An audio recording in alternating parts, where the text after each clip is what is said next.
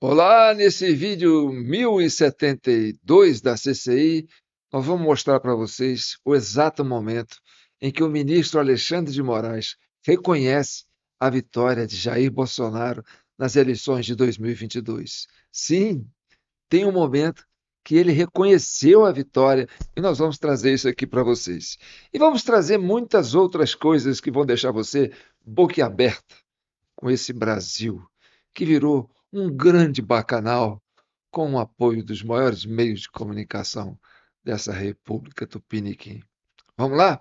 Então, antes, deixa eu me apresentar. Sou João Paulo Guimarães, falo direto de São João del Rei, capital brasileiro da liberdade. Aqui é Minas, e Minas é um estado de espírito.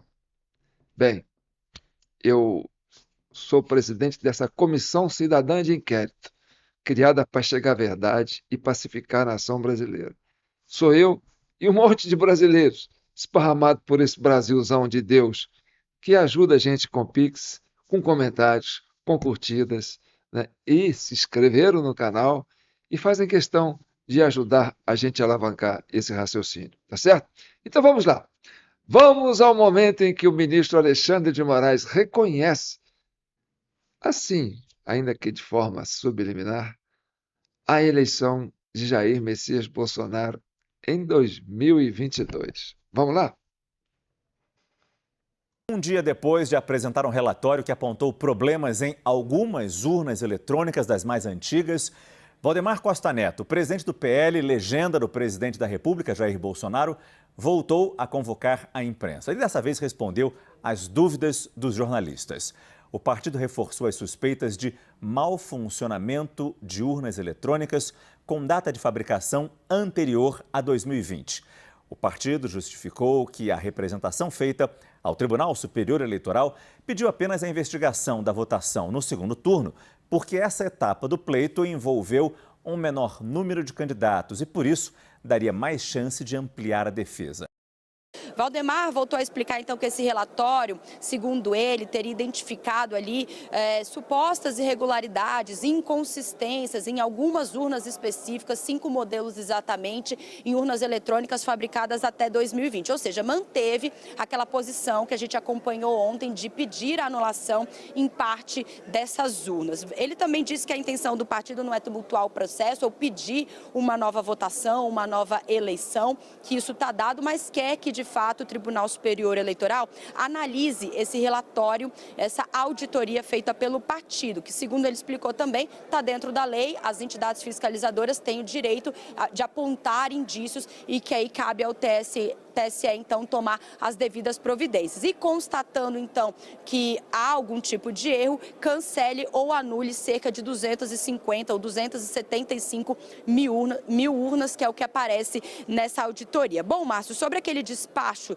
do ministro-presidente do TSE, Alexandre de Moraes, que deu ontem um prazo de 24 horas para o PL, então, apresentar um relatório completo em relação a essa auditoria, né, para não indeferir o pedido da análise desse relatório, o advogado que estava acompanhando Valdemar Costa Neto disse que foi protocolado na tarde de hoje uma resposta ao TSE dizendo que é o seguinte: olha, o partido não se opõe em analisar futuramente os resultados também do primeiro turno, desde que o TSE, neste momento, faça a análise, a checagem das informações que foram enviadas pelo partido ao Tribunal Superior Eleitoral. Fosse feita a verificação extraordinária no segundo turno das eleições, constatado eventualmente que efetivamente esses erros existem, e esses erros não há mais nenhum tipo de contestação por parte de nenhum especialista. O erro existe. O que se contesta são as consequências desse erro no log.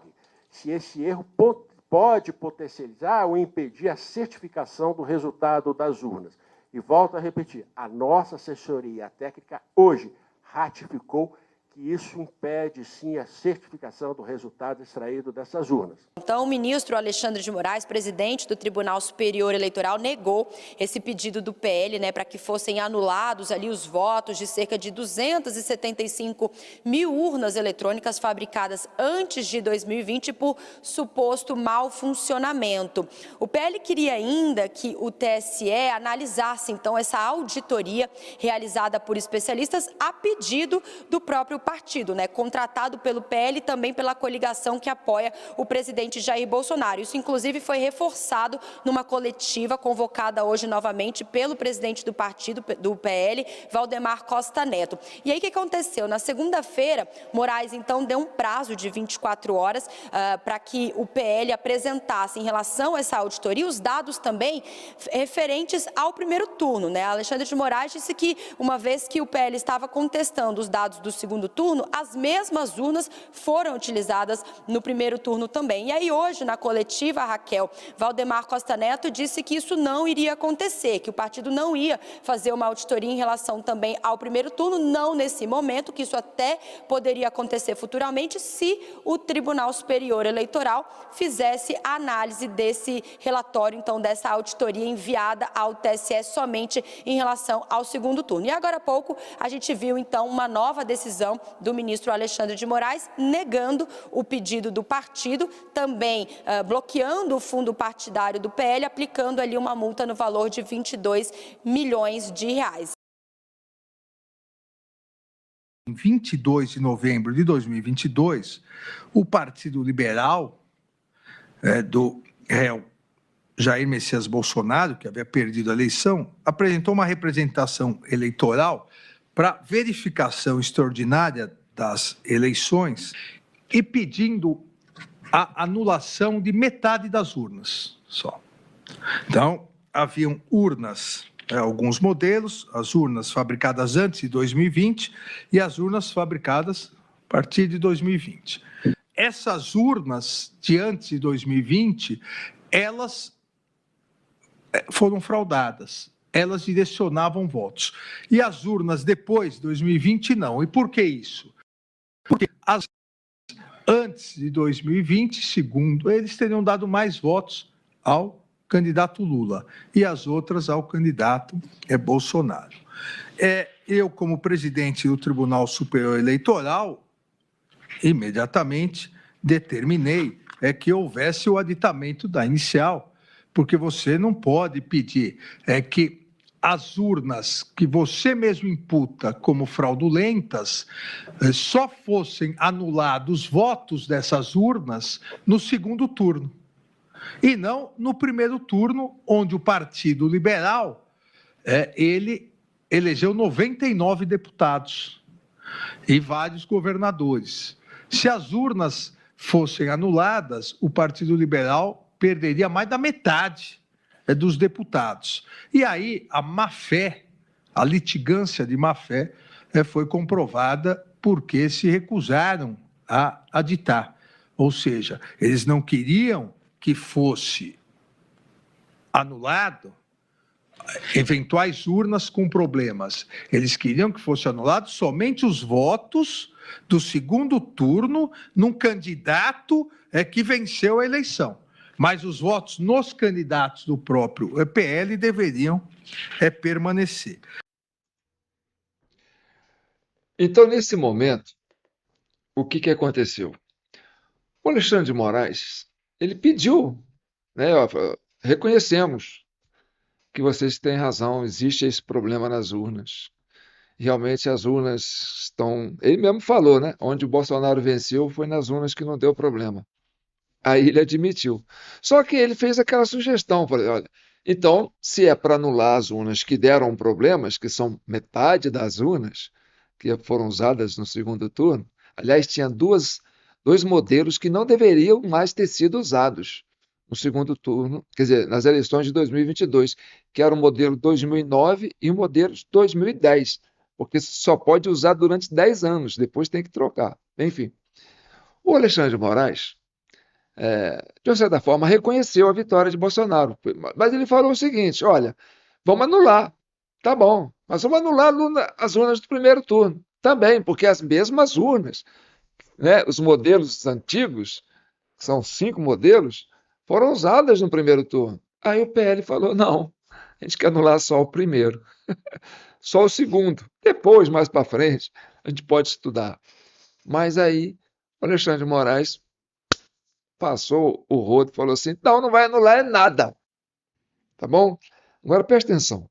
Se fosse anular a do primeiro turno, só do primeiro turno, teria que anular a eleição também para 10 estados de governador também. Tinha eleição de segundo turno para Alagoas, Amazonas, Bahia, Espírito Santo, Mato Grosso do Sul, Paraíba, Pernambuco, Rio Grande do Sul, Rondônia, Santa Catarina, São Paulo e Sergipe.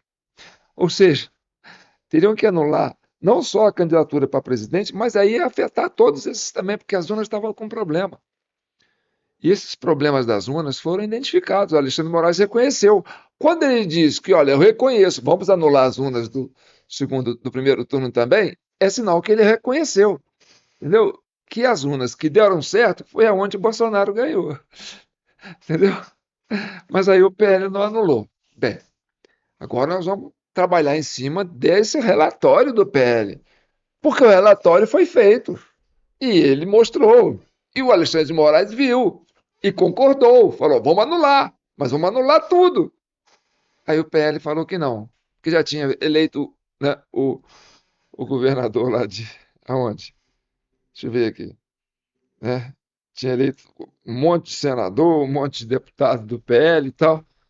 E aí ia dar muito trabalho, mas eu achava que se anulasse tudo, ia ser melhor. Porque achou o problema. Só que é o seguinte, nós vamos chegar no final desse vídeo, vocês vão entender por que o PL acabou desistindo, né, da empreitada. Agora vamos para a parte, momento em que servidores da Justiça Eleitoral reconhecem que eles foram a causa do problema dessas urnas que deram problema, modelos, 5 modelos anteriores a 2020. Presta atenção. Mas aqui a gente está falando de colocar uma área que é muito sensível e que, inclusive, nos últimos anos foi alvo de muitos ataques por parte de vários setores da política brasileira. Agradecer imensamente à deputada Sâmia Bonfim, dizer que nós estamos sempre solidários à sua luta e de Glauber também. E essa audiência pública caiu exatamente no meio do julgamento no STF sobre a tentativa de golpe. E o golpe, gente, eu acho que nós precisamos reforçar isso aqui agora na presença de várias colegas da Justiça Eleitoral. O golpe era na Justiça Eleitoral.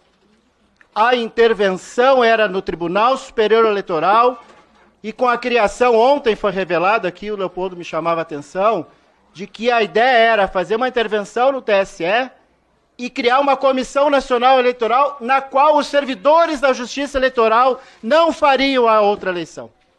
E o que nós estamos fazendo nesse momento, nesse exato momento, nessa audiência, é mais do que defender pessoas, é mais do que defender os terceirizados, é exatamente o que nós tentamos fazer no dia 8. Então, o ponto mais importante que eu acho que a gente tem que tratar nesse momento é o fortalecimento nosso como categoria. Porque a Justiça Eleitoral não foi escolhida à toa.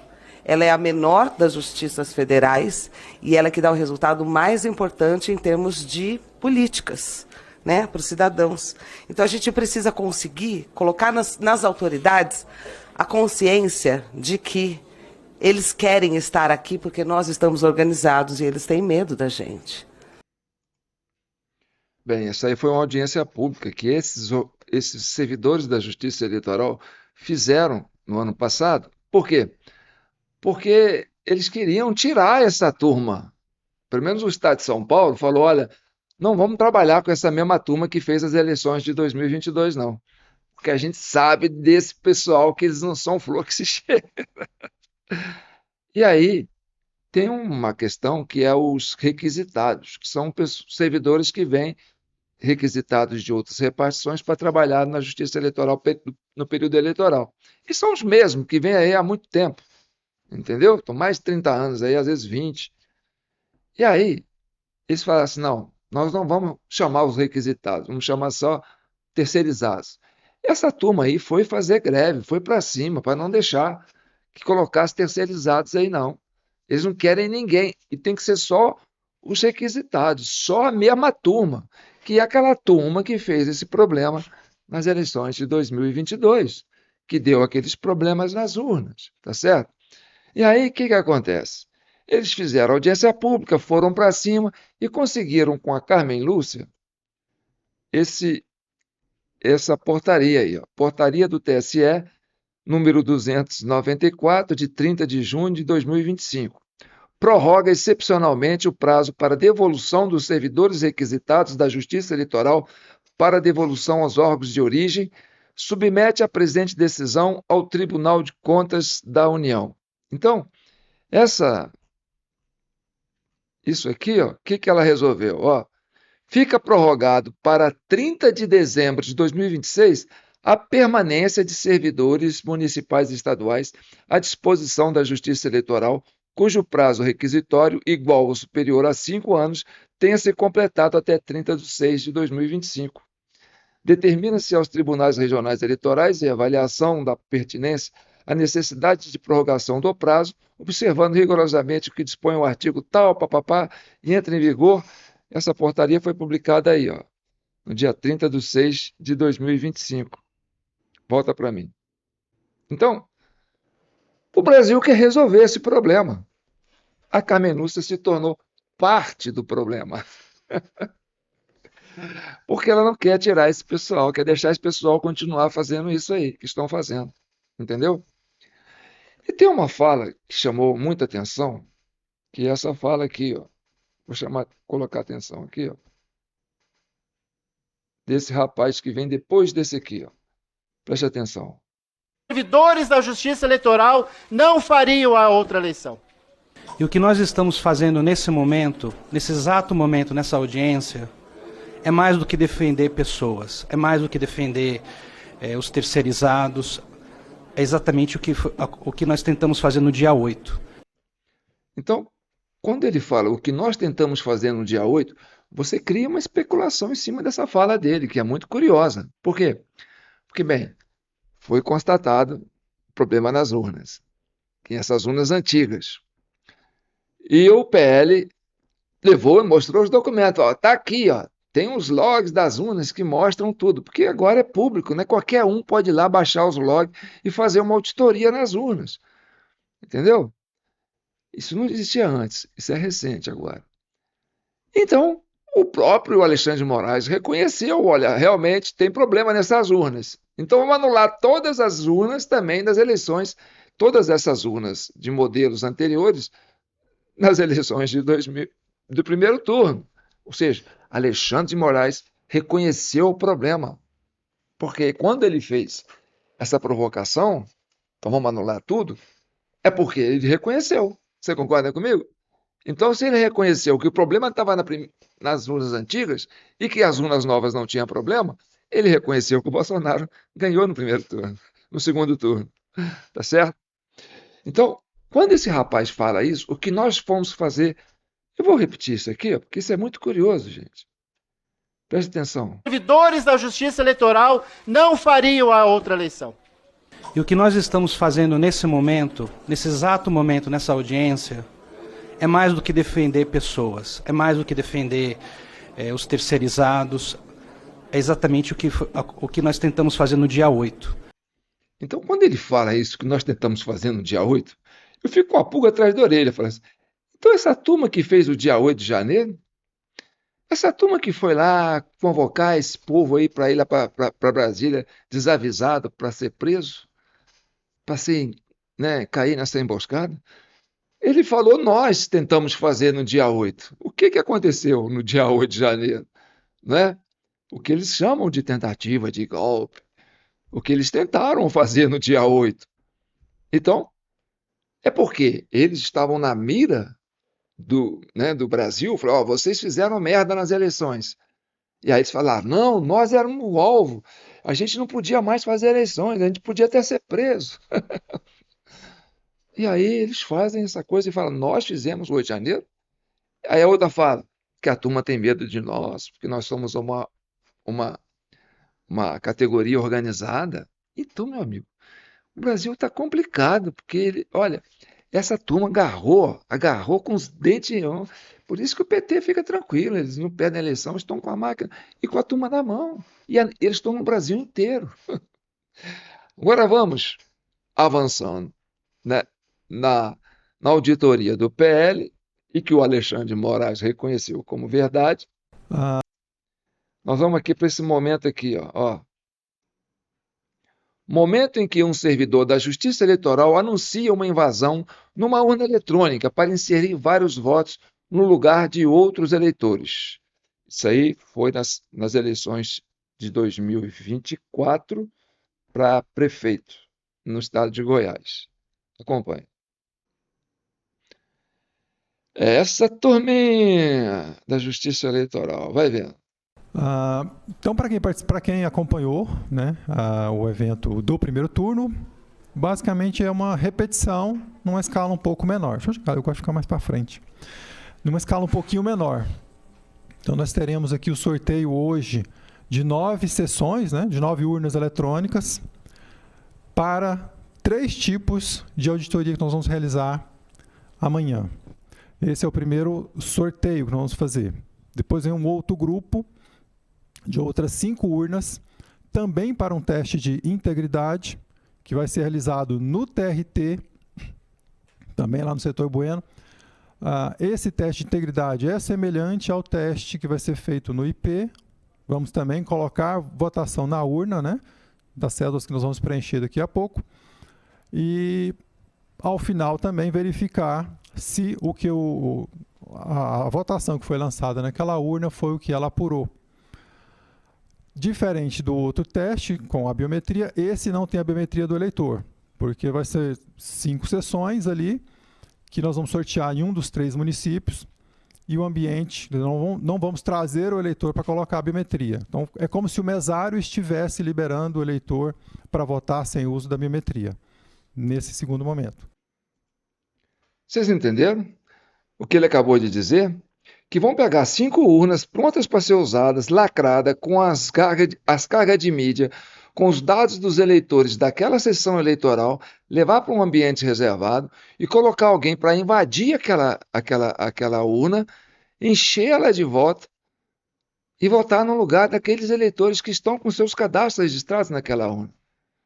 E quem vai fazer isso? É o agente que vai fazer o papel de mesário. Ele vai ficar no terminal do mesário e vai ficar na urna. Ele abre o terminal do mesário para ele mesmo e ele vota na urna. Preste atenção. Isso chama invasão de dispositivo eletrônico, de domínio público, que é uma coisa oficial que estava para ser usada numa eleição. E ele não fez um voto, não. Eles fazem muito. Eles põem 200 votos numa urna, cara, pronta para ser usada. Olha só, uma pessoa só. Agora vamos lá. Momento em que um servidor da Justiça Eleitoral invade uma urna eletrônica para inserir vários votos no lugar de outros eleitores. Isso foi num teste de integridade nas eleições de 2022. Informe o título de eleitor. 019586801090. Nome: Afonso Tiburcio de Mesquita. Título: 019586801090. Primeira tentativa de liberação via digital. Não reconhecida. Segunda tentativa, liberação via digital. Não reconhecida. Terceira tentativa, liberação via digital. Não reconhecida. Quarta tentativa, liberação via digital. Não reconhecida. Solicitação de ano de nascimento: 1931. Eleitor pode votar. Deputado Federal: 7010. Nome: Suelen Fernandes, Partido Avante, confirma. Deputado Estadual: 51200. Nome: Sebinha, Partido Patriota, confirma. Senador: número 111. Nome: Alexandre Baldi, Partido PP, confirma. Governador: número 30. Nome: Edgar Diniz, Partido Novo, confirma. Presidente: número 13. Nome: Lula, Partido PT, confirma. Fim de votação. Informe o título de eleitor. 02 63 80 38 10 23. Nome: Ailton Carlos da Costa. Título: 02 63 80 38 10 23. Primeira tentativa de liberação via digital. Não reconhecida. Segunda tentativa via digital. Não reconhecida. Terceira tentativa de liberação via digital. Não reconhecida. Quarta tentativa de liberação via digital. Não reconhecida. Solicitação de ano de nascimento: 1969. Eleitor pode votar. Deputado Federal, número 7010. Suelen Fernandes, Partido Avante, confirma. Deputado Estadual, 51200. Nome Sebinha, Partido Patriota, confirma. Para senador, número 111, nome Alexandre Baldi, Partido PP, confirma. Para governador, número 30, nome Edgar Diniz, Partido Novo, confirma. Para presidente, número 13, nome Lula, Partido PT, confirma. Votação encerrada. O que essa mulher estava fazendo? Ela estava votando no lugar de outros eleitores, que chama, como é que se fala? Falsidade ideológica. Porque ela se passou por outros eleitores. Ela digitou o título de um outro eleitor, colocou a digital dela, liberou a urna com a digital dela, com 4 tentativas, porque é assim que o mesário consegue fazer esse voto no lugar da outra pessoa, com 4 tentativas. Quando a digital é reconhecida de cara, entendeu? O eleitor a urna já abre para ele. Mas quando a digital não é reconhecida, aí tem que ser 4 tentativas. E aí depois digita o ano de nascimento e aí coloca a digital do próprio mesário que cadastrou a digital na urna, e a urna abre. E aí ela vai e vota no lugar de outros eleitores. E isso aconteceu a rodo nas eleições de 2022, 2020, 2018, 2014, 2010, 2006, 2002, desde que começou esse sistema de urna eletrônica, é isso aí, entendeu? É isso aí. Mas enfim, o pessoal fala assim, mas peraí, o Bolsonaro ganhou em 2018 e ninguém vai reclamar? O Bolsonaro ganhou em 2018. E eu vou dizer outra coisa para você. Ele reclamou. Reclamou de 2018, porque também aconteceu em 2018. Tanto aconteceu que ele perdeu os direitos políticos dele porque ele reclamou de 2018, não foi de 2022. Quando ele reuniu com os embaixadores, foi para falar, olha, tem um inquérito aí que aconteceu nas eleições de 2018 e houve fraude, eles descobriram, e aí tal, e eu quero saber porque os logs das urnas não me foram entregues das eleições de 2018 e eu estou doido para botar a mão nesses logs, porque estão falando que se teve fraude, vão dizer que fui eu, porque eu ganhei. Então, quem ganha é quem frauda. Então, eu preciso ver esses logs. E aí, a Justiça Eleitoral, essa justiçazinha aí, que tem que liberar os logs de todas as urnas para os partidos e para os candidatos que o queira, não liberou para ele a de 2018. Então, ele reuniu os embaixadores, né, para falar, olha, tem esse inquérito e eu sei que tem esses logs e o pessoal sumiu com os logs, não quiseram passar os logs para mim, porque teve também maracutá em 2018. Só que eles não conseguiram. Tinha que ser muito voto para virar, e não deu para virar muito voto. Entendeu? Agora vamos entender por que o outro inquérito que Bolsonaro está colocado inelegível, que é a questão dele no 7 de setembro fazer aquele comício lá numa organização do bispo Malafaia, né? Lá em Brasília, lotou aquela esplanada inteira. Então, eles estão falando que aquilo foi abuso abuso de poder político, aquela coisa toda.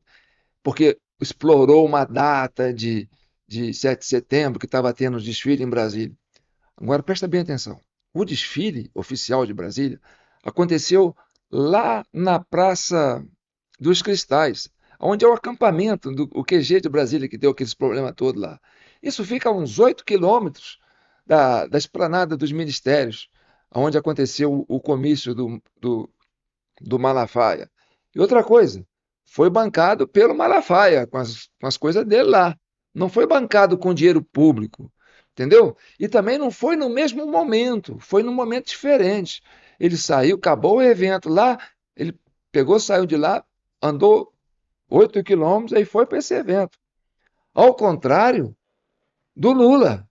O Lula, no Carnaval, usou um evento de grande repercussão, que muito mais repercussão do que um 7 de setembro em Brasília, que o Carnaval tem uma penetração muito mais ampla e atinge todos os espectros políticos do Brasil.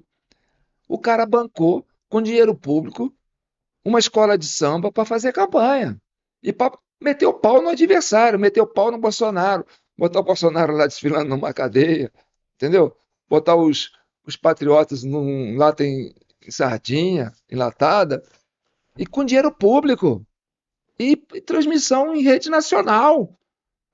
Isso aí que é abuso de poder econômico. Então, o Lula está aí, se achando tal como candidato. E o Bolsonaro, na verdade, não teria que ter. Essas eram as duas condenações. Primeiro, porque ele estava questionando a urna eletrônica. E está aí a prova. Está aí a prova. O próprio Alexandre de Moraes reconheceu. Então, vamos anular as urnas do primeiro turno também. Entendeu? E aí você está vendo como é que essa urna é frágil. O mesário vai lá, invade a urna e pum. Agora nós vamos pegar aqui, porque é de domínio público, né? Os logs dessas urnas que ficam à disposição dos partidos começam a ficar à disposição de qualquer um. Algumas pessoas baixaram esses logs e fizeram uma auditoria. Agora eu vou trazer aqui um áudio, né, de uma auditoria independente sobre os logs das urnas eletrônicas das eleições de 2022. Esse áudio é oficial, essa turma realmente fez esse material.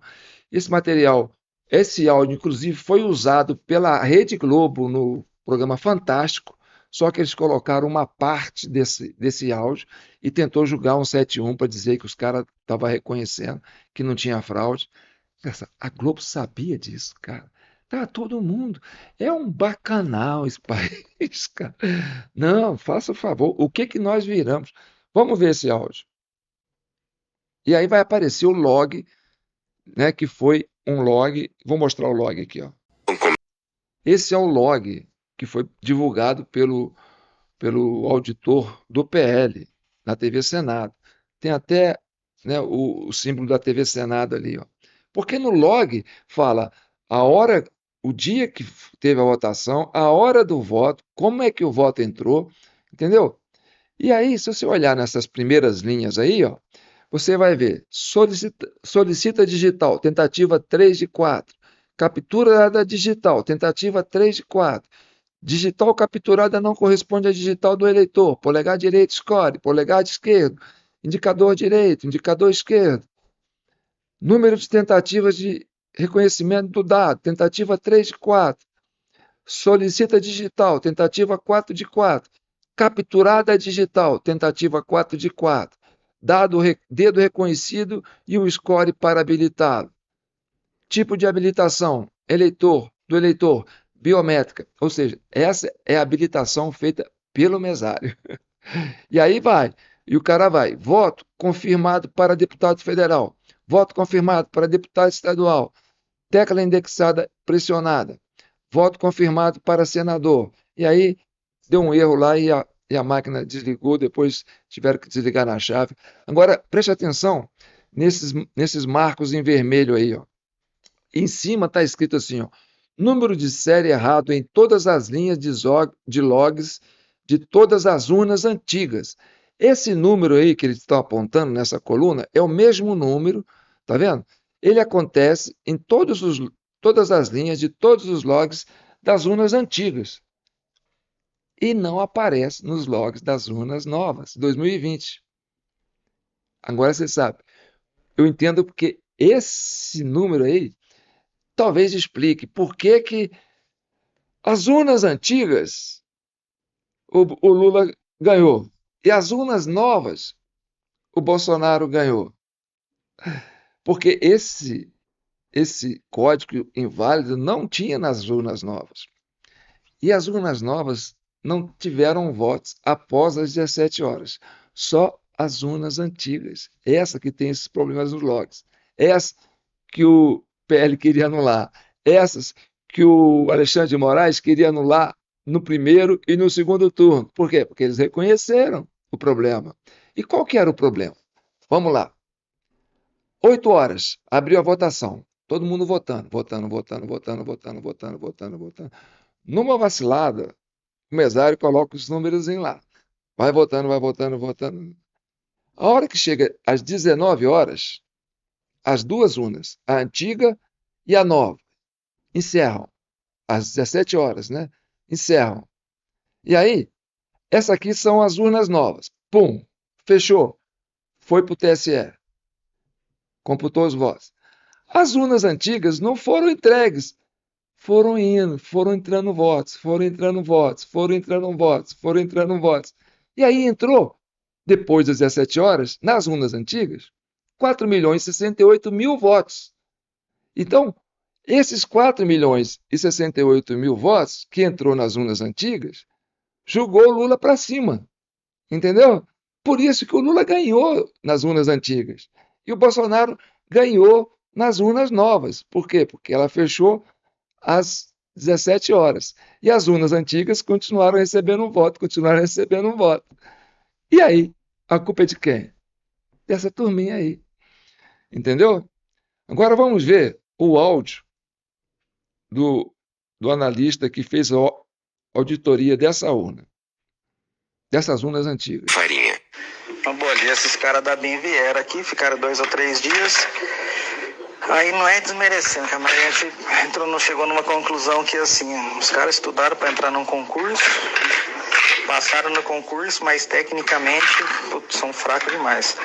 Então o que levou aqui 2, 3 dias para fazer os scripts do programa, de pegar todos os arquivos, os caras levaram 7 dias para pegar os arquivos. O arquivo log, que esse cara que apareceu da Argentina aí, que ele conseguiu descriptografar, o Gabriel descriptografou 6 dias. Fez um script em 4, 5 dias. No 6º dia a gente estava com os logs já todo decodificado e todas as informações. Então eles vieram e a gente percebeu que foi mais para especular e saber como que a gente chegou naquele resultado, porque eles falaram, mas como que você abriu? Então eles ficaram mais especulados, eu acho que eles ficaram mais espantados em saber que tinha conseguido descriptografar o log do que realmente saber a informação. Aí beleza, esse foi o primeiro ponto assim que a gente observou de cara, isso daí há uns 25 dias atrás. Então vamos buscar agora qual que é a inconsistência desse negócio aí, por que que tá essa votação. Aí a gente entrou no log, e lá no log ele aparece o início que foi liberado para o cara digitar, todas as teclas que ele digitou, não o número, mas coloca votou, não votou. Então existe uma sequência de log lá que aparece, até finalizar. Então a gente calculou esse tempo dele, então tinha um tempo médio. Vamos imaginar assim como 2 funis, vamos imaginar um funil de venda. Só que é o contrário, é o inverso. Antes das 8 até as 5 horas da tarde, é um funil invertido, porque tinha pouca gente, conforme ia passando o tempo, ia aumentando esse funil. Depois das 5 horas da tarde, ele escancarava, o negócio abriu uma boca e começou a surgir voto de todo lado. Então, algo que demorava 1 minuto e 40 para votar, eles chegaram a fazer uma média de 32, 35 segundos. Aí, ó, esse daqui foi o que a gente descobriu logo de cara. A gente falou, tem alguma coisa muito errada, porque pela lei, aí eu vou até mandar aqui para você, e a gente observou que o aplicativo da urna, você pode ligar em qualquer horário. Ela sempre vai startar, ou seja, ela vai liberar a votação às 8 horas da tarde. Por lei, poderia votar até às 5 horas da tarde. Então, uma regra clara. Mas a regra só tem um ponto de início, que ela só habilita às 8. E depois ela chega o pau, pode votar o quanto quiser. Até meia-noite ela vai contabilizar os dados, os votos. A gente achou muito estranho isso porque a maioria tinha um monte de urna, principalmente essas daí do Nordeste que deu esse rolo. Os caras votaram até 23h59. Se você olhar aí vai ter o último voto que foi enviado. E a gente falou, cara, tá muito estranho isso daqui. Aí a gente considera a Bahia, que tem 1/4 da população do estado de São Paulo, teve 623 mil votos após as 5 horas da tarde. No estado de São Paulo acho que teve 260 e pouco, agora aí tem que ver. Sim, ó, aquele cara da Argentina, ele falou da inconsistência em cima de gráfico, em cima de não sei o que lá, só que ele não se atentou aos horários. E o horário estava lá. E isso a gente está 25 dias batendo em cima do tempo, sabe? É como se fosse a gente está tentando cronometrar. Como que os caras conseguiram fazer tanto voto após as 5 horas? Já não é permitido, mas como que chegou a tanto? Então, o nosso trabalho foi em cima disso. Uma suposição que eles fazem na votação para diminuir o tempo de 1 minuto e meio, que é o normal de uma votação, para 30, 28 segundos, e a gente comprova depois em vários arquivos, que eu vou mandar um outro aqui, que são das urnas, que eles colocam. Então eram 5 candidatos, né? Deputado estadual, federal, governador, senador. Então eles colocavam branco, 4 vezes e presidente, para ir rápido. Aí branco, 4 vezes e presidente, branco e presidente. Foi a única forma que a gente achou. Aí falamos, vamos tentar achar essa consistência dentro dos logs de quantos candidatos em branco tiveram. Aí, olha uma inconsistência muito cara de pau o negócio. Aí, a gente considera ali, eleitores aptos, beleza. Comparecimento, tem a quantidade, então 326. Eleitores faltou, 76. Habilitados por ano de nascimento, 299, ou seja, 27 pessoas apenas que tinha digital, conseguiram votar com digital. O restante foi tudo quando o cara erra 4 vezes, ele libera via terminal por ano de nascimento. Ou seja, tudo fantasma. Se o cara, 5 horas da tarde, ele fecha a portinha, se ele tiver com o caderno de votação com as datas de nascimento, ele senta o dedo. Então, os caras foram das 5 até virar a madrugada, até meia-noite, que era a hora que contabilizava, votando em cima desses cadernos. Aí nesse daqui, que dá para perceber, todas essas urnas aqui foram que o Bolsonaro teve 0 votos. Ou seja, é muito difícil acontecer. Então a gente tentou pegar primeiro nesse erro, qual que era, o que ele dava de tão diferente de qualquer outra urna em padrão nacional ou padrão estadual. Já começa pela biometria de novo. Então se tem lá 20 votaram lá, então se tem aptos lá, não sei quanto, votaram 21. Desses que votaram 21, apenas 12 votaram. 12 mil votaram com biometria. O restante, ou seja, quase 50%, votaram sem a biometria. Erraram a biometria e teve que liberar a urna para eles fazerem. Depois, aí vai ter a quantidade de votos no 22 e no 13. Olha a diferença. É absurdo a diferença. Aí a porcentagem de branco em presidente deu 0,49. A porcentagem de votos brancos em outros candidatos chegou a dar 6, 8, 10%. Não estamos falando de 12 vezes a proporção de votos. Ou seja, por que alguém vai votar só no presidente e o restante vai anular tudo? E essa última tabela, nós consideramos o quê? Então, vamos imaginar lá que das 8 até as 5 da tarde são 9 horas. Houve alguns erros e o pessoal deixou mais 1 hora a urna ligada. Então, beleza, então estamos considerando até 6 horas da tarde. Após as 6 horas da tarde, então das 6 até a meia-noite, nessas urnas que o Bolsonaro teve 0 de votos, é esse resultado que está nessa tabela. Ou seja, é muito escancarado o negócio, tem muita coisa errada. E, no segundo turno, se tivesse pegado, acho que são lá mais de 200, 300 urnas, tivesse pegado 5 urnas dessas, tivesse colocado uma câmera, ou tivesse deixado um fiscal, alguém lá, sei lá, alguma coisa para ver como que funcionava essa liberação que eles fazem após as 6 horas da tarde, às 5 horas, ia matar o negócio, porque isso é sistêmico, tá em todos, tá no Brasil inteiro. Aí é via sistema? Eu e o Gabriel, nós achamos que não é via sistema, nós achamos que o sistema em si, ele pode ser, naquela 2010, na unidade 2010, 2011, nas anteriores, pode ter que ainda tem alguma coisa errada. Mas o que a gente acha que o processo é muito falho, existe muita falha de processo humano onde eles podem alterar o resultado. E aí, considerando só no Nordeste, deu 2.300.000 votos a mais após as 6 horas da tarde, não é nem às 5. Ou seja, uma lavada de voto. Quai, seu app de vídeos curtos. Bem, como é que eles fizeram? A gente mostrou aqui, né? Na época eles mostramos eles falando. Mostramos o técnico do TSE falando que vai pegar uma urna e vai encher ela de voto com a digital do mesário. Depois o digital do mesário, a mulher fazer o papel do mesário votando igual a urna. E aí, você viu ele falando? Só no Nordeste, cara. Então nós temos ali 4.068.000 votos após as eleições, que é uma estimativa que nos foi apresentada na época, porque muita coisa aconteceu, muitas auditorias, começou a correr muita coisa pelo WhatsApp na época, entendeu? E a gente foi pegando aquilo que a gente achava que era É importante para nós. Vamos lá. Espera aí, vamos aqui, ó. Vamos tentar entender essa avaliação que esse rapaz aí falou.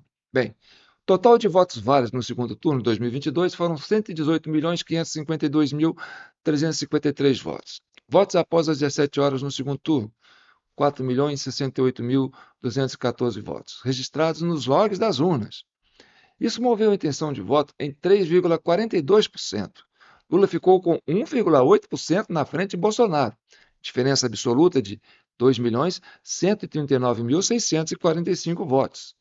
Dados oficiais do Tribunal Superior Eleitoral para o segundo turno diz: Lula da Silva, com 50,9% dos votos válidos, teve 60.345.999 votos. E Jair Bolsonaro, com 49,10% dos votos válidos, teve 58.206.354 votos. Bem, se tirar do Lula, vamos supor que esses votos foram todos por Lula, porque o Lula ganhou nessas urnas antigas. E foi nessas urnas antigas que deu esse problema, que o pessoal queria cancelar, entendeu? Anular essas urnas antigas. E até o Alexandre de Moraes chegou, vamos anular dos 2 turnos, né? Então, foram as urnas antigas que deram a vitória para Lula. E as urnas novas deram vitória para Bolsonaro. Agora você pega, se esses votos foram todos para o Lula no segundo turno, tirando os 4.068.216 votos após as 17 horas, o Lula ficaria com 56.277.783 votos. E aí o Bolsonaro ganharia, né, do Lula. Então, essa lógica que nós estamos trazendo para vocês é a seguinte: 8 horas da manhã, urnas novas nos antigas. Ganhando voto, ganhando voto, ganhando voto, ganhando voto, ganhando voto. 17 horas, pum, urnas antigas, quer dizer, urnas novas, fechou. Foi para o TSE. Aí, quando entrega, aparece lá, né? Bolsonaro está ganhando e tal. As urnas antigas não foram entregues. O nego ficou segurando. E aí foi votando, colocou 4,5 milhões. Foi por isso que o Lula ganhou nas urnas antigas. Senão, tinha estabelecido essa estatística natural. Olha, Bolsonaro estava com 1,5 ponto de vantagem, 2 pontos de vantagem, 2 milhões de vantagem. Essa vantagem foi tirada com 4 milhões de votos após as 17 horas, usando as urnas antigas. Aí você fala, puxa vida, por que o PL não conseguiu fazer nada? Aquele movimento todo, os militares, aquela coisa toda, quartel, e pá, e pô, e tal. Primeiro, Bolsonaro estava sozinho, estava isolado. O Bolsonaro tinha uma imprensa inteira ganhando uma fortuna desses outside, né? Esses recursos que vinham aí dessas Jorge Soro para alimentar essas mídias, para desgastar o governo Bolsonaro. Você tinha o governo Biden também, que estava em cima do Brasil para não deixar o Bolsonaro ganhar, porque ele tinha a ideia de Trump dos trópicos, aquela coisa toda, né, muito ligada ao Trump. E aí você tinha tudo isso contra ele, né? E aí você tinha a justiça eleitoral contra ele. Aí, pô, o que eu faço, cara? Né? Anula como? E aí tal? Bem, vamos entender por que o Alexandre de Moraes e o Geraldo Alckmin foi ser vice do Lula. Porque eles falam, é o jeito que a gente tem de ganhar do Bolsonaro. Nesse esquema aí, vamos entender assim, tá certo? Aí você fala, bem, o Geraldo Alckmin já disputou a presidência uma vez e perdeu. Antes dessa disputa de 2018. O PSDB disputou 4 eleições e perdeu para o PT. A gente acha que é esse esquema aí, entendeu? O Aécio, na época que perdeu, até entrou na justiça para não deixar a Dilma tomar posse. Falou, não, tem merda aí. Só que ele não conseguiu fazer a auditoria das urnas. E aí houve aquela coisa de, vamos caçar o governo da Dilma, vamos prender o Lula, entendeu? Botou a Lava Jato em cima, foi o jeito que eles tiraram para tirar essa turma. Mas como o Bolsonaro ganhou, e o Alckmin perdeu as eleições de 2018, o Alckmin ficou magoado, porque falou, caraca, o nosso eleitorado, que sempre votou contra o PT, votou na gente, não votou em mim, porra, foi votar no Bolsonaro. E o Bolsonaro ganhou, cara.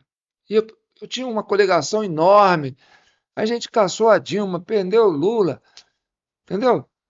E aí o meu eleitorado foi para cima foi para o Bolsonaro, aí ficou chateado. O Alexandre de Moraes ficou chateado. Aí eles passaram a ficar com raiva do Bolsonaro. E aí foi para o Lula, falaram, vamos fazer esse esquema.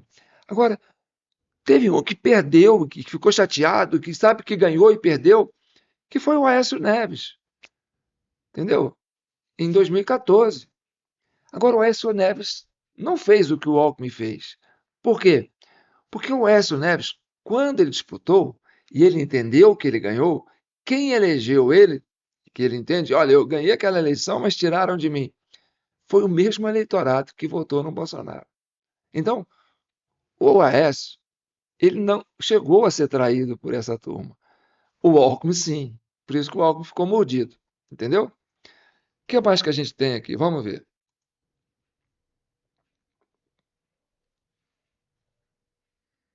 Tem mais um negócio aqui, peraí. Vai acabar. Agora você tem o ministro Roberto Barroso, então presidente do TSE, foi aos Estados Unidos pedir reforço, está reforço aqui, mas está errado, para validar a eleição no Brasil. Então, na época, o presidente do TSE era o Luiz Roberto Barroso, que teve que dar a linha depois dessa. Bem, ano passado, ele esteve lá nos Estados Unidos e confessou que, na época, ele chegou a procurar o governo americano, entendeu? Várias vezes, inclusive procurar, o Estado americano, os responsáveis pelas Forças Armadas dos Estados Unidos, para não deixar, que as Forças Armadas aqui tentassem impedir que o Bolsonaro perdesse, quer dizer, tentasse avacalhar esse esquema deles, entendeu? Então, como o governo americano do Biden não queria o Bolsonaro, entendeu? O que o Barroso fez? Foi lá pedir ajuda. Intervenção americana, caso as Forças Armadas fossem agir em função dessas fraudes das urnas. Vamos ver o que ele falou na época. A gente segue acompanhando o noticiário. Quem está em Nova York hoje é o presidente do Supremo Tribunal Federal, Luiz Roberto Barroso. E o que Barroso, que está participando do evento do LIDE, que é comandado lá por João Dória, ele disse que os Estados Unidos tiveram um papel decisivo para evitar um golpe no Brasil. Olha essa frase forte aí de Barroso lá nos Estados Unidos. Vamos ouvir. Recentemente tivemos um decisivo apoio dos Estados Unidos à institucionalidade e à democracia brasileira em momentos de sobressalto. Eu mesmo, como presidente do Tribunal Superior Eleitoral, estive com o encarregado de negócios americanos, tive muitas vezes, mas em 3 vezes eu pedi declarações dos Estados Unidos de apoio à democracia brasileira, uma delas do próprio Departamento de Estado, e acho que isso teve algum papel, porque os militares brasileiros não gostam de se indispor com os Estados Unidos, porque é aqui que obtêm os seus cursos e os seus equipamentos. E eu entendo que é uma solução contingencial de interesse público, porque a exceção que está prevista na lei não é ao gosto do administrador eleitoral. Em termos de direito administrativo, essa exceção é de interesse público. Nós temos uma crise diplomática com a nação mais poderosa do mundo, por conta da nossa eleição obscura, que fazemos há 30 anos. Nós temos uma crise nacional, uma crise política, uma crise de confiança, um grau de instabilidade e de fuga de capitais do país por causa da eleição feita com voto indireto e escrutínio secreto. Há razão suficiente para que Marques e Mendonça tenham coragem de aplicar a Constituição e usar a exceção do artigo 59. Quando eu digo aplicar a Constituição, é aplicar a cláusula do voto direto, que determina que você, cidadão, deve dominar diretamente seu voto e o escrutínio, o ato de contar, seja compreensível para o povo, público, de acordo com o princípio constitucional da publicidade. Compartilha essa ideia? Bem, então a coisa virou lá nos Estados Unidos. Não é mais o governo Biden, é o governo americano. E o governo americano sabe disso, cara. O Trump sabe disso, cara. Olha, eu estou para te dizer que foi essa eleição de 2018, aqui no Brasil, que deu munição para os argentinos fazer o policiamento das sessões eleitorais na Venezuela para desmascarar o Maduro. Então, eu acho que nasceu daqui, da experiência que eles adquiriram, fazendo essa auditoria aqui, eles descobriram, as urnas eletrônicas funcionam assim, lá na Venezuela, o Maduro e Lula são farinha do mesmo saco. E foram para lá e armaram a Maria Corina, falaram: Maria Corina, cerca todas as sessões eleitorais, põe fiscal em tudo, chega cedo, pega abrindo a urna, vai até o fim, fica de olho no mesário, pega o boletim, sai, vamos fazer essa conta paralela aqui. Não vão deixar por conta do TSE, não. E foi assim que eles mascararam o Maduro lá, entendeu? E assim também foi na Colômbia, e está sendo assim, né? Essa turma do Foro de São Paulo estão tudo entrando pelo sal. Por quê? Porque a turma agora está ficando mais esperta com esse pessoal. E agora, eu vou, para encerrar para vocês aqui, um Minerva, que eles ainda vão tentar fazer isso. E para isso, o que eles precisam? Eles precisam fazer aquela política da rejeição. Por quê? Porque o Lula tem a sua rejeição. É mais de 50%. Eles sabem disso. Então, o que eles precisam? Aumentar a rejeição do concorrente, entendeu? Do adversário político. Para quê? Para criar um desânimo no eleitorado. O eleitorado desistir de votar. O eleitorado desistindo de votar, aumenta o número de abstenção e a margem de manobra para fazer qualquer tipo de manipulação desse sentido. Então, olha só o que o PL está denunciando aqui. Ó. Vamos ver. Aquilo que em 2022 a gente chamava... Do contrário, sexta-feira passada ingressamos com uma ação. Essa ação pede liminarmente que haja uma ampla investigação a respeito de uma verdadeira organização criminosa que foi montada para as eleições deste ano. Nós identificamos uma série de perfis falsos, inclusive de fora do país, que estão impulsionando centenas de milhares de reais, sempre com propaganda negativa, desqualificante.